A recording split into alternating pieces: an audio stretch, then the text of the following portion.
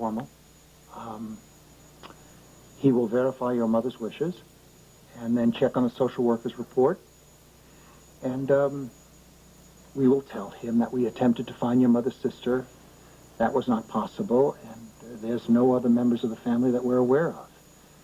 After that, he'll probably just ask you a few questions. We'll sign some papers, and that'll be that. Emily, I know that you've expressed some reservations lately. If this is all happening too fast for you, please let us know. What kind of questions will the social worker ask me? Well, she'll probably ask you if you have your own room and how you're adjusting to the new school and how we discipline you, which up to this point has not been necessary. She'll probably ask you if you're happy here and how you feel about us as a family and about the adoption. How do you feel, Emily? Honestly. You can talk to us, Emily. I mean, I know that you've witnessed quite a few terrible scenes lately, but believe me, we are capable of being non-judgmental and understanding, so please give it a try. Emily, we can't help you if you don't communicate. How can she be expected to communicate very easily when she sees what happens to a member of this family when they step out of line? Now, AJ is a perfect example who is crucified on a regular basis, and then there's me. Well, maybe she's worried that she's going to have to tell the social worker that you had an affair with Bobby. It was not an affair. That's splitting hairs. It could have been handled very discreetly if you hadn't charged out of our bedroom hurling accusations. I apologize to Emily. I did as well. What is she going to tell Mrs. Bertoli? Maybe you should have thought of that before you gallivanted off to New York. But it was your overreaction that put Emily on the spot. Oh, so now it is my fault again, huh? Of course. Don't! Stop it! Please, now you're fighting over me. I don't understand this family. You blame each other for everything.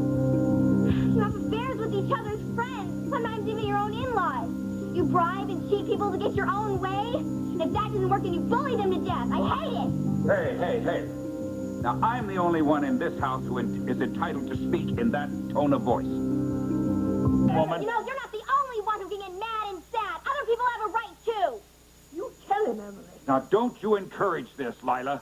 If you're demanding to be treated with respect, Edward, I suggest that you refrain from using that particularly horsey tone of voice with the poor child. Mother, father, please. Emily is trying to tell us why she may not want to be an official part of this family, and I damn well think we better listen. Oh, I think I'd jump on that offer, kiddo. It might not come along again. AJ, we don't need your sarcasm right now. Oh, that's right. Shift the blame to AJ, as usual. Can we stick to the point? Hey, I'm sorry if Oh, you're always sorry after the fact. This is not about AJ. For once. Stop it! Just stop it! Listen to yourselves! How can anybody want to be a part of this family?